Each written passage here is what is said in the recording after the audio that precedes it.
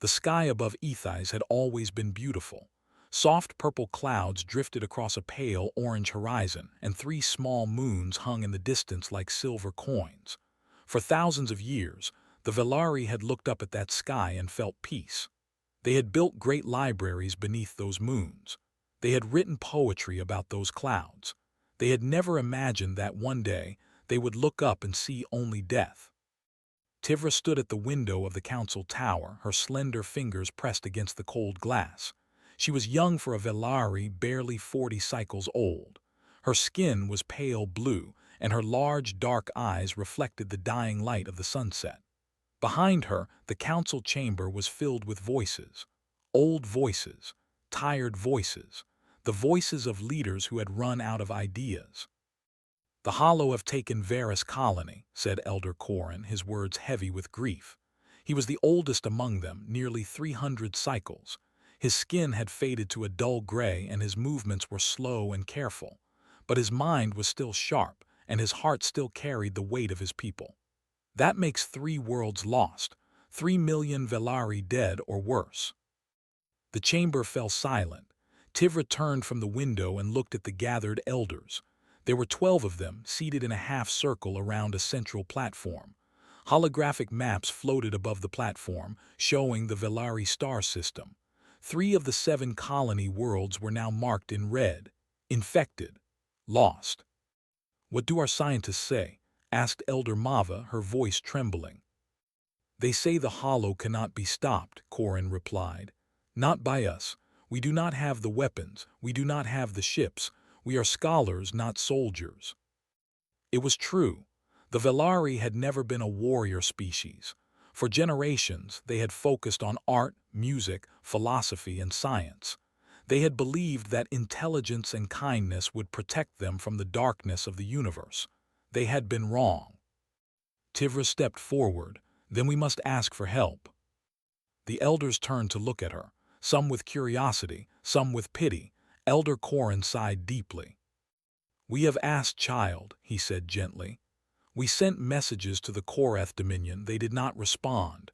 We contacted the Sindari Union. They offered words of sympathy and nothing more. The galaxy does not care about us. We are small. We are weak. We have nothing to offer." "There must be someone," Tivra insisted, "someone who will listen." Corin shook his head. "The strong do not help the weak. That is the way of things." But Tivra refused to accept it. That night, after the council had ended and the elders had returned to their homes, she stayed behind. She walked through the empty halls of the tower until she reached the communications center. It was a small room filled with old equipment. The Velari had never needed powerful transmitters. They had never needed to call for help before. Tivra sat down at the main console and began to work. She adjusted frequencies, boosted power levels, and aimed the signal toward the farthest reaches of known space. She did not know who would hear it. She did not know if anyone would care, but she had to try. Her fingers moved across the controls as she recorded her message. Her voice was soft but steady. "This is Tivra of the Velari people. Our world is dying. A species called the Hollow has invaded our colonies. They consume everything. They leave nothing behind. We have no army, we have no weapons. We are asking anyone who hears this message to please help us. We do not need soldiers, we only need supplies, medicine, food. Anything you can spare, please. We are running out of time." She sent the message into the void and waited. Days passed, then weeks. The Hollow continued their advance. Another colony fell. Refugee ships began arriving at Ethais, carrying survivors with hollow eyes and broken spirits. They spoke of horrors that Tivra could not imagine. Cities swallowed by living darkness. Families torn apart. Children screaming as the Hollow took them. Tivra checked the communications console every day. Every day there was nothing. Elder Corin found her there one morning, staring at the empty screen. He placed a gentle hand on her shoulder. "You tried, child," he said. "That is more than most would do." "It was not enough," she whispered. "Perhaps nothing would have been enough. Perhaps this is simply our time to fade." Corin looked out the window at the pale sky. The universe is vast and cold. We were foolish to think anyone would come. Tivra wanted to argue. She wanted to believe that somewhere out there, someone had heard her voice. But the silence was overwhelming. It pressed down on her like a physical weight.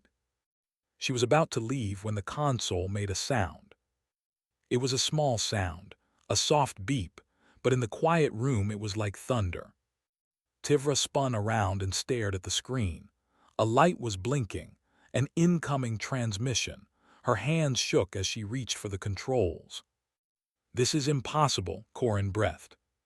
The message played. The voice that came through the speakers was strange. It was firm and clear, speaking in a language that the translator struggled to process at first. But slowly, the words became clear. "This is Admiral T-Ho Kim of the United Earth Fleet, 7th Division. We received your distress call. We are coming. Hold on." Tivra felt tears forming in her eyes. "Earth," she repeated. "I have heard that name. They are new to the galaxy, a young species."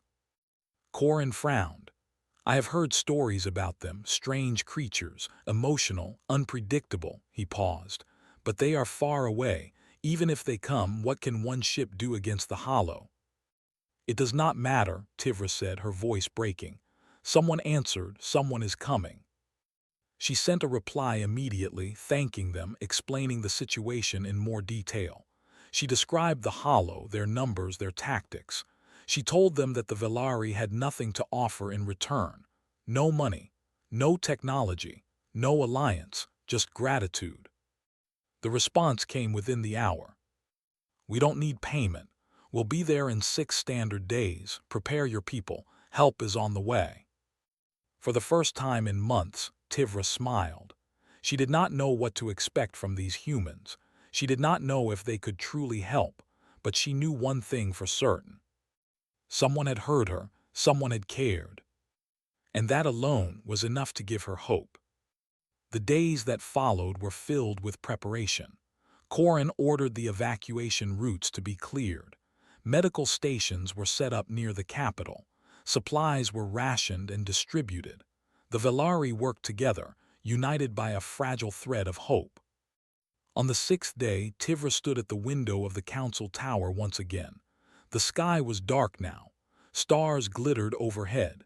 She watched and waited, her heart pounding in her chest. Then she saw it. A light in the sky, growing brighter, coming closer. The humans had arrived, and nothing would ever be the same again. Tivra expected one ship, maybe 2, a small transport vessel carrying medicine and food, perhaps a few kind souls willing to share what they could spare. That was what she had asked for. That was what made sense. What came through the sky was something else entirely. The first ship emerged from hyperspace like a blade cutting through fabric. It was massive, covered in dark metal and glowing lights. Before Tivra could process what she was seeing, another ship appeared. Then another. Then 10 more. Then 50. She stood frozen at the window, her mouth hanging open. Around her, other Velari had gathered, drawn by the commotion. They pressed against the glass, their large eyes reflecting the lights of the arriving fleet. "What is happening?" someone whispered. Tivra could not answer.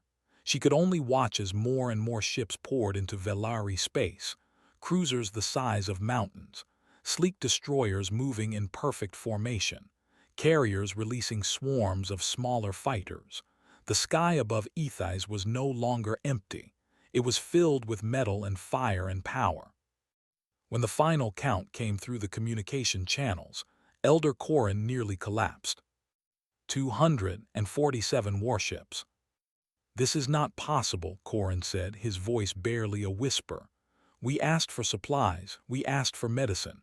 Why would they send an army?" Tivra shook her head. She had no answer. At the center of the fleet was the largest ship any Velari had ever seen. It was shaped like a great wedge, its surface covered in weapon platforms and shield generators. The name painted on its side was simple but somehow powerful. Horizon. Inside that ship, Admiral Tiho Kim stood on the bridge with his hands clasped behind his back. He was not a tall man, but he carried himself with quiet confidence. His hair was gray at the edges, and his face showed the lines of many years and many battles. But his eyes were calm and focused as he looked down at the blue-green world below. "Admiral," said Captain Minji Park, stepping up beside him. She was younger than him, with sharp features and quick eyes. She had served under Tiho for 8 years and knew him better than most. "We're receiving transmissions from the surface. They seem confused." Tiho allowed himself a small smile. "I imagine they are. They keep asking why we brought so many ships. They think we might be invading them. Then we should introduce ourselves properly." Tiho turned to face her. "Take a shuttle down, meet with their leaders, explain our intentions." Minji nodded. "And what exactly should I tell them?" "The truth, that we received their call for help and we came to answer it. They asked for food and medicine, sir. We brought a battle fleet." Tiho looked back at the planet below. Somewhere down there, millions of frightened people were looking up at his ships, wondering if their saviors had become their conquerors. "When humans help," he said quietly, "we do not do it halfway. Go down there and make them understand. We are not here to take anything. We are here to give everything." Minji saluted and left the bridge. 1 hour later, her shuttle touched down outside the council tower. Tivra and Elder Korin were waiting at the entrance, surrounded by nervous guards. The guards carried ceremonial staffs, not weapons. The Velari had no real weapons. They had never needed them. The shuttle doors opened and Minji stepped out. She was wearing a simple uniform, no armor, no visible weapons. Her black hair was tied back, and her expression was calm and friendly. Behind her came Lieutenant Jiho Beek, a young man with gentle eyes and a translator device clipped to his collar. Tivra studied them carefully. So these were humans. They looked fragile compared to other species she had read about. They had no claws, no scales, no natural armor. Their skin was soft. Their bodies were small, and yet they had brought a fleet that could challenge any power in the galaxy. "Greetings," Minji said, bowing slightly. "I am Captain Minji Park of the United Earth Fleet. This is Lieutenant Jiho Beek. We come in peace and friendship." Elder Korin stepped forward, his old body trembling slightly. "Captain Park, I am Elder Korin, leader of the Velari Council. We are honored by your presence, but we must ask you a question that weighs heavily on our hearts." "Please ask," Minji said. Korin gestured toward the sky, where the human fleet was still visible as a constellation of lights. "We sent a simple request. We asked for supplies, medicine, food. Why have you brought a war fleet to our world? What do you want from us?" Minji was quiet for a moment. She looked at the old Velari, at his tired eyes and shaking hands. She saw the fear in the faces of the guards. She understood. "Elder Korin," she said gently, "we want nothing from you. We received your distress signal. We heard your call for help, and we came." "But why so many ships?" Tivra asked, stepping forward. "We have nothing to offer you. No resources, no technology, no strategic value. Why would you send your entire fleet for a species you have never met?" Minji smiled. It was a warm smile, the kind that made Tivra feel like everything might actually be okay. "Because you needed us," Minji said simply. "That is reason enough." Korin shook his head slowly. "I do not understand. In our experience, no species helps another without expecting something in return. The galaxy runs on trade and power. What is your price?" "There is no price," Minji replied. "We are humans. When someone asks for help, we help. It is who we are." Lieutenant Jiho spoke up, his voice soft and respectful. "Sir, I have studied many cultures in the galaxy. Most species operate on logic and self-interest. That is true, but humans are different. We are driven by something we call compassion. It means we feel the pain of others as if it were our own. When we heard your people were suffering, we could not stay away. It would have been wrong." Korin stared at them for a long moment. His old mind struggled to process what they were saying. It went against everything he knew about the universe. It made no logical sense. And yet here they were, 247 warships hovering in the sky, asking for nothing. Finally, Corrin bowed his head. I do not fully understand your ways, Captain, but I am grateful. My people are grateful. Please come inside. Tell us how we can work together. Minji nodded and followed the elders into the council tower. As they walked, Tivra fell into step beside her. Captain, Tivra said quietly, I was the one who sent the distress signal. I did not expect anyone to answer. When your response came, I cried. Minji looked at her with kind eyes. You did a brave thing, Tivra. You refused to give up. That is something humans understand very well. What happens now? Tivra asked. Minji looked out a window at the fleet above. Now we learn about your enemy, we study their weaknesses, we make a plan, and then we fight. But the Hollow are powerful. They have destroyed 3 of our worlds. How can you be sure you can stop them? Minji stopped walking and turned to face Tivra directly.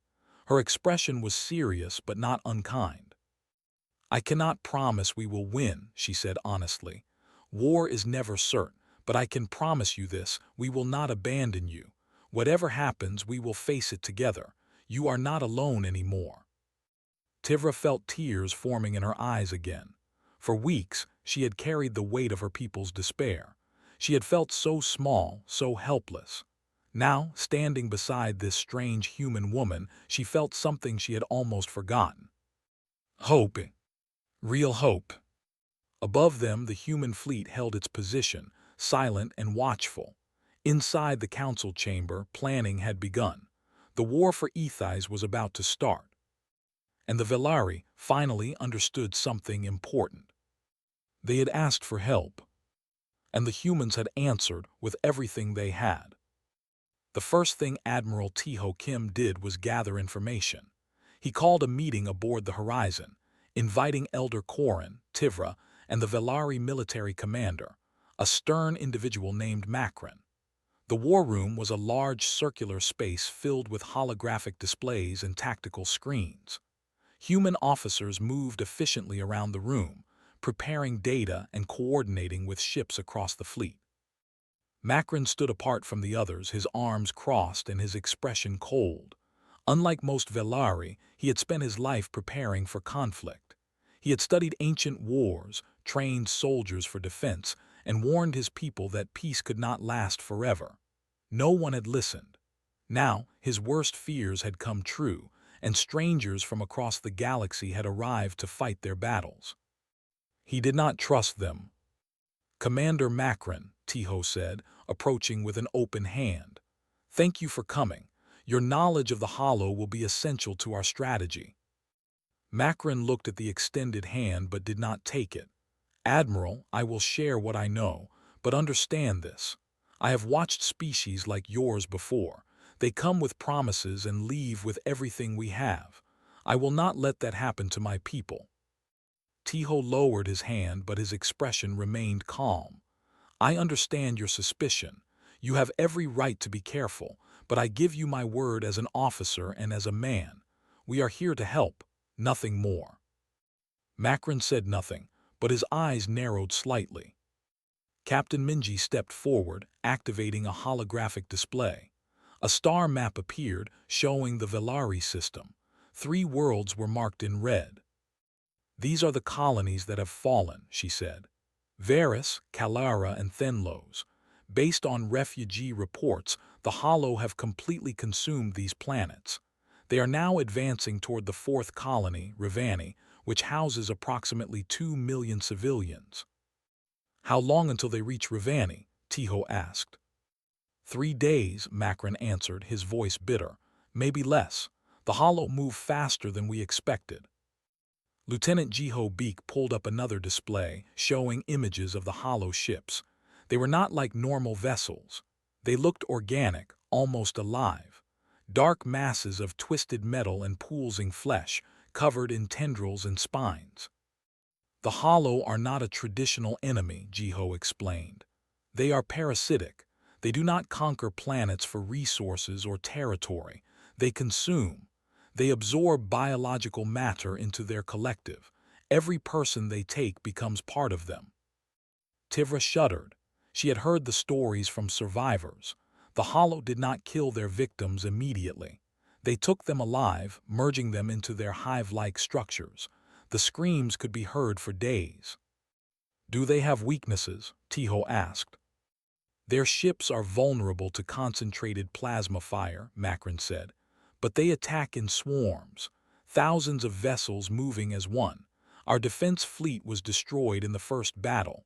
We killed perhaps 200 of them. They lost nothing that mattered." Tiho nodded slowly. "Then we will need to hit them harder and smarter. Lieutenant Jiho, coordinate with Velari intelligence. I want every piece of data they have on hollow movement patterns, communication signals, and structural weak points." "Yes, Admiral." Tiho turned to Dr. Yuna Choi, who had been standing quietly near the medical displays. She was a small woman with steady hands and warm eyes. She had saved more lives than she could count. "Dr. Choi, how are the refugee stations?" "Overwhelmed," she replied honestly. "They have limited medical supplies and too many patients. I have already dispatched 4 medical frigates to assist. We are setting up field hospitals on the surface as well." "Good. Prioritize the children and the critically wounded." Yuna nodded and left the room to continue her work. For the next 3 days, the humans worked without rest. Engineers from the fleet traveled to the surface and began repairing infrastructure that the Velari had abandoned.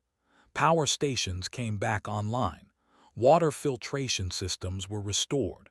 Communication networks were rebuilt. Tivra watched them with growing amazement. The humans moved with a kind of intensity she had never seen before. They worked in shifts, but even during rest periods they could be found helping with smaller tasks. They did not complain. They did not ask for payment. They simply worked.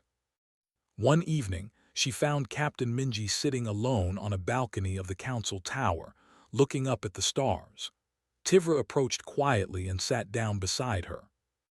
"You should sleep," Tivra said. "I have not seen you rest in 2 days." Minji smiled tiredly. "I will sleep when the work is done."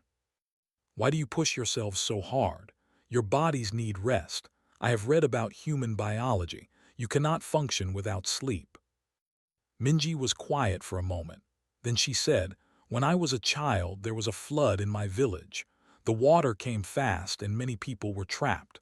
My father worked for 3 days without stopping, pulling people from the wreckage. On the 4th day, he collapsed from exhaustion, but by then, everyone had been saved." She looked at Tivra.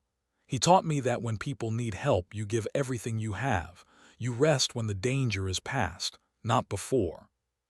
Tivra thought about this. "But what if you collapse like your father did? What if you die?" "Then at least we die doing something good." Minji shrugged. "Humans do not live forever, we know that. So we try to make our lives mean something. Helping others gives our lives meaning." Down on the surface, similar scenes were unfolding. Human soldiers volunteered to escort refugee convoys through dangerous territory. Pilots flew into areas that were considered suicide missions, just to rescue a handful of survivors. Medics treated wounds for hours without breaks, refusing to stop even when their own hands were shaking from fatigue. Commander Macron observed all of this with growing confusion. He had expected the humans to stay on their ships, to give orders from a distance. Instead, they were everywhere, working alongside Velari workers, sharing meals with refugees, playing with frightened children. One afternoon, he witnessed something that shook him to his core. A human medic, a young woman named Hana, was treating wounded Velari in a field hospital near the capital. A transport ship arrived carrying survivors from the outer regions, many of them badly injured. Among them was a child, a small Velari girl with burns covering half her body. The girl was barely conscious and her chances of survival were low. Macron would have prioritized other patients, those who could be saved more easily. But Hana did not hesitate. She spent 4 hours working on the child, using every technique she knew, every piece of equipment she had. When the girl finally stabilized, Hana collapsed into a chair, her uniform soaked with sweat. Makran approached her. "Why did you spend so much time on one child?" he asked. "You could have treated 5 other patients in that time." Hana looked up at him with exhausted eyes. "Because she was right in front of me, because she needed help, because her mother was watching and praying. How could I walk away from that?" Makran had no answer. Later that night, he found Captain Minji in the command center. He stood before her silently for a long moment before speaking. "I have been watching your people," he said. "I expected conquerors, I expected merchants. I did not expect this." Minji looked up from her work. "What did you expect?" "I expected you to have a reason, a hidden motive, something that explained why you would risk so much for strangers." He paused. "I cannot find one." Minji smiled. "That is because there is no hidden motive. We help because help is needed. It is as simple as that." Makran shook his head slowly. "Your species makes no sense to me." "We get that a lot." He stood there for another moment, wrestling with his thoughts. Then quietly he extended his hand. Minji looked at it, then reached out and shook it firmly. "Thank you," Makran said. "I still do not understand you, but I am grateful." "That is all we ask," Minji replied. Outside, the stars continued to burn. The Hollow were coming. The battle for Ethys was only days away. But for the first time, the Velari believed they might survive. Because the humans were with them. And humans did not give up. The Hollow came on the morning of the 7th day. They emerged from the darkness between stars like a living nightmare. Thousands of ships, twisted and pulsing with dark energy, moving as one terrible swarm. Their numbers blotted out the light of distant suns. Admiral Tiho Kim stood on the bridge of the horizon, watching the approaching enemy on the main display. His face was calm, but inside he felt the weight of what was coming. Behind him, his crew worked silently at their stations. They had trained for moments like this. They had prepared their whole lives for battle, but no amount of training could fully prepare anyone for war. "Admiral," Captain Minji reported, "enemy fleet is entering weapons range in 15 minutes. All ships are in defensive formation. Shields are at full power." Tiho nodded slowly. "Open a channel to the fleet." A soft chime indicated the channel was open. Tiho took a breath and spoke. "This is Admiral Kim to all ships. The enemy is before us. They have destroyed 3 worlds. They have killed millions. Today we stop them, not because we have to, not because we were ordered to, but because good people needed our help and we answered the call. That is who we are. That is what we do. Today we fight for the Velari. We fight for Ethys. We fight for everyone who ever looked at the stars and prayed for someone to come save them. Hold the line. Trust your training. And remember that you are not alone. We face this together." Kim out. He closed the channel and turned to Minji. "Launch all fighter squadrons. Tell Commander Makran to move the evacuation transports to the far side of the planet. Whatever happens, those civilians must survive." "Yes, Admiral." The battle began with fire. The Hollow swarm crashed against the human defensive line like a wave against rocks. Plasma beams lit up the void. Missiles streaked between ships. Explosions blossomed in silence, brief flowers of light in the endless dark. The human fleet fought with precision and discipline. Destroyers moved in coordinated patterns, targeting clusters of Hollow ships. Cruisers provided covering fire. Fighters darted through the chaos, picking off smaller enemies. But the Hollow were relentless. For every ship destroyed, 10 more took its place. They did not retreat. They did not hesitate. They simply pushed forward, an endless tide of hunger and death. On the surface of Ethys, the Velari watched the sky with terror and hope. Flashes of light painted the clouds orange and red. Sometimes, burning wreckage fell from above, crashing into the ocean or the distant mountains. Tivra stood on the roof of the council tower, her heart pounding, her hands clasped together in prayer. Beside her, Elder Corin watched with tears in his old eyes. "They are dying for us," he whispered. "Those ships, those people, they are dying for strangers." "They said they would not abandon us," Tivra replied. "They are keeping their promise." Hours passed. The battle raged without pause. The human fleet held the line, but they were taking losses. A cruiser exploded under concentrated fire. A carrier was torn apart by a swarm of hollow boarding vessels. Lieutenant Jiho reported from the communications station that 17 ships had been destroyed and dozens more were damaged. Tiho absorbed the information without flinching. He had lost soldiers before. He had sent people to their deaths before, but it never got easier. Every ship that fell was a crew he had trained, people he had eaten meals with, officers who trusted him to lead them home. "Admiral," Minji said urgently, "sensors are detecting a massive signature approaching from the rear of the enemy formation. It matches the profile of a hollow command ship." Tiho looked at the display. The command ship was enormous, easily 5 times the size of the horizon. It pulsed with sickly green light, and tendrils extended from its hull like the legs of a monstrous spider. "If we destroy that ship, the swarm loses coordination," Jiho said. "Based on our analysis, the hollow operate through a hive mind. The command ship is the center. Without it, they become disorganized." "Then that is our target," Tiho said. "Concentrate all fire on the command ship." The fleet adjusted its formation. Heavy cruisers moved to the front. Plasma cannons charged, but before they could fire, the command ship launched its counterattack. A wave of hollow fighters broke through the defensive line. They ignored the human ships and dove straight toward the planet, toward the capital city, toward millions of unprotected civilians. "They are going for the surface," Minji said, her voice tight with fear. Tiho's heart went cold. The fighters would reach the city in minutes. There was no way to stop them all. Thousands of Velari would die. Unless someone stopped them. He made his decision in an instant. "Helm, set intercept course for the enemy command ship. Maximum speed." "Admiral," the helmsman said hesitantly, "that course will put us directly in the path of the hollow attack. We will take heavy damage." "I know, do it anyway."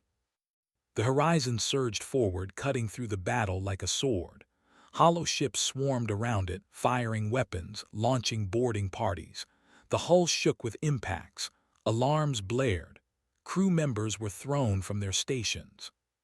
But Tiho held his course. Dr. Yuna Choi arrived on the bridge, her face pale. "Admiral, we are taking casualties throughout the ship. What is happening?" "We are ending this," Tiho said simply. "Evacuate all non-essential personnel to the escape pods. That is an order." Yuna hesitated. She understood what he was planning. "Sir, you cannot mean to ram the command ship. The horizon will be destroyed." "I know." Tiho looked at her with calm eyes. "But if we do not stop them, the Velari will be wiped out. Everything we have done will be for nothing. I will not let that happen." Minji stepped forward. "Admiral, let me take command of the bridge. You should evacuate with the others." Tiho shook his head. "A captain does not leave his ship, you know that." "Then I am staying too." He looked at her for a long moment. Then he nodded. "Very well, Lieutenant Jiho, send one final transmission to the Velari." Jiho's hands trembled as he worked the controls. His voice cracked as he spoke into the microphone. "This is the United Earth ship Horizon to the people of Ethais. It was an honor to help. Do not forget us." The transmission ended. The command ship loomed ahead, growing larger with every second. Tiho took one last breath. He thought of his home, a small village on Earth where the mountains met the sea. He thought of his family, his friends, the people he loved. He thought of Minji beside him, steady and brave to the end. "It has been an honor serving with all of you," he said quietly. Then the horizon struck the command ship. The explosion lit up the sky above Ethais. Two great ships, human and hollow, tore each other apart in a single, blinding instant. Wreckage scattered across space. Fire bloomed and died in the vacuum. On the surface, Tivra screamed. She did not know why. She had never met Admiral Tiho Kim. She had never stood on the bridge of the horizon, but somehow she felt the loss. She felt it in her bones. The hollow swarm shuddered. Without the command ship, they lost direction. Ships began flying erratically, crashing into each other, spinning out of control. The remaining human vessels seized the moment, pressing the attack, driving the confused enemy back. By dawn, the hollow were retreating. Broken and scattered, they fled into the void. The battle was over. Ethais had survived. But the price had been terrible. In the council tower, Tivra sank to her knees and wept. Elder Corin placed a hand on her shoulder, his own tears falling silently. "They saved us," she whispered. "They gave everything." Corin nodded, his voice choked with emotion. "Yes, child, they did." Above them, the human fleet remained in orbit, battered but unbroken. They had lost many, but they had won. And they had kept their promise. The weeks that followed the battle were filled with grief and rebuilding. The skies above Ethais were quiet now, the stars no longer filled with war. But the scars remained. Burned fields, shattered buildings, empty homes where families had once lived. And a great silence where the horizon had once flown. The human fleet stayed in orbit, helping with reconstruction. Engineers repaired what had been broken. Doctors treated the wounded. Soldiers helped bury the dead. They worked without complaint, without expectation, just as they had before the battle. Captain Minji Park had survived. When the horizon struck the command ship, the emergency systems had activated, sealing the bridge in a protective shell. The impact had knocked her unconscious, and she had drifted in the wreckage for hours before a rescue team found her. She woke in a medical bay aboard another ship, her body bruised but alive.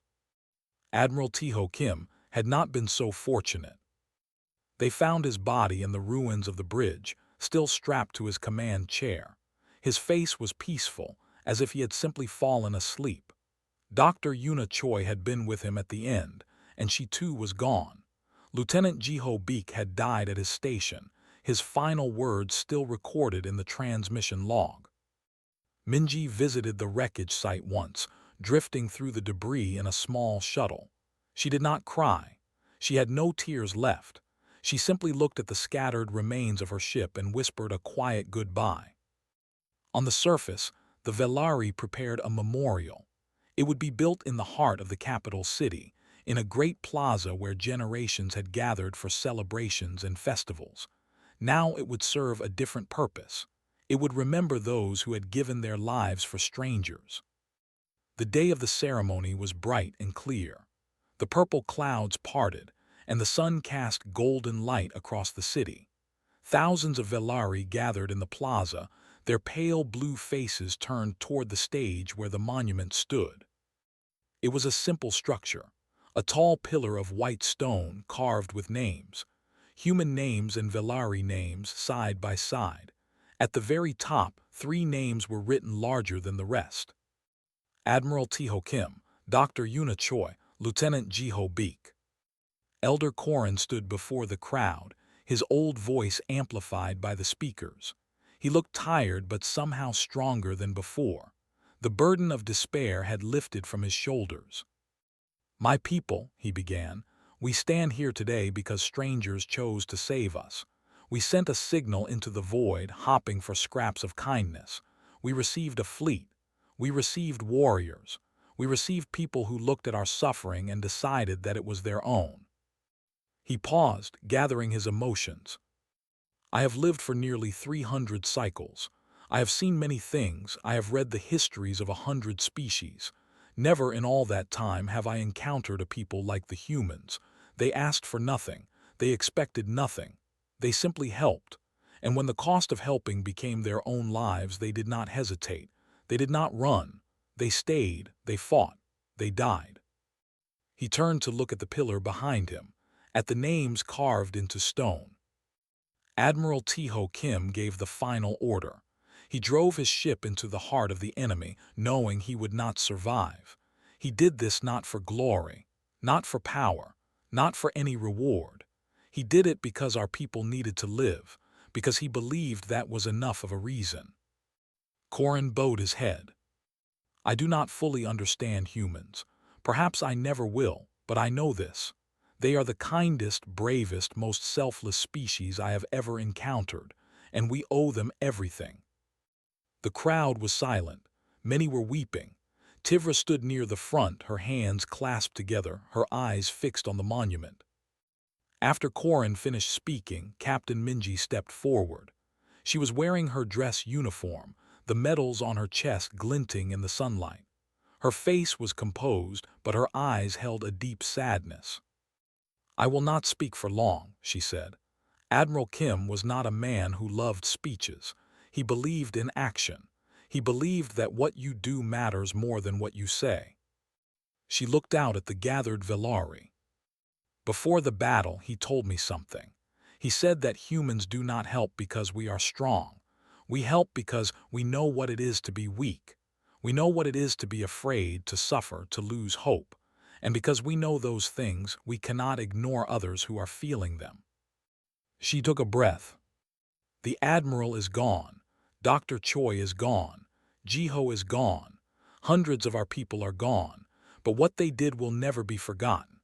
They proved something that the galaxy did not believe was possible. They proved that there are still species in this universe who will fight and die for nothing more than the chance to help someone in need. She stepped back and saluted the monument. The human soldiers in the crowd followed suit, their hands rising in unison. After the ceremony, Tivra approached Minji. They stood together beneath the shadow of the pillar, looking up at the names. What will you do now? Tivra asked. Minji considered the question. We will stay for a while longer, help with the reconstruction, make sure you have everything you need. Then, eventually, we will return home. Will you come back? Minji smiled gently. If you ever need us, we will come. That is a promise. Tivra nodded. She reached out and took Minji's hand, a gesture that felt strange but right. Captain, may I ask you something? Of course. Why did the Admiral do it? Why did he sacrifice himself? He could have retreated. He could have saved himself. Why did he choose to die? Minji was quiet for a long moment. The wind rustled through the plaza, carrying the scent of flowers that the Velari had planted in honor of the fallen. Because he knew that if he did not act, millions of your people would die, and he could not live with that. For a human, the thought of walking away while innocent people suffer is worse than death. Tivra tried to understand. It was still difficult. Her entire life, she had been taught that survival was the highest priority, that no reasonable being would sacrifice themselves for strangers, but the humans had proven her wrong. You are a strange species, she said finally. Minji laughed softly. We know, but strange or not, we will always answer when someone calls for help. That is what makes us human. In the days that followed, the Velari began broadcasting a new message into the galaxy. It was not a distress call this time.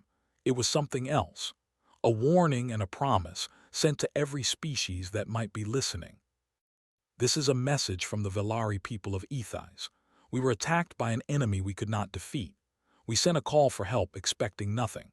The humans answered. They came with everything they had. They fought for us. They died for us. They saved our world. If you are suffering, if you are in danger, if you need help, call the humans. They will come. All of them. They will not abandon you. They will not ask for payment. They will simply help. This is their nature. This is their gift. And the galaxy is better because they exist. The message traveled across the stars, reaching species that had never heard of Earth. Some laughed at it.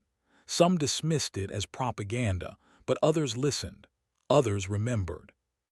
And slowly the reputation of humanity began to grow, not as conquerors, not as merchants, but as something rarer, something precious. Helpers, protectors, friends.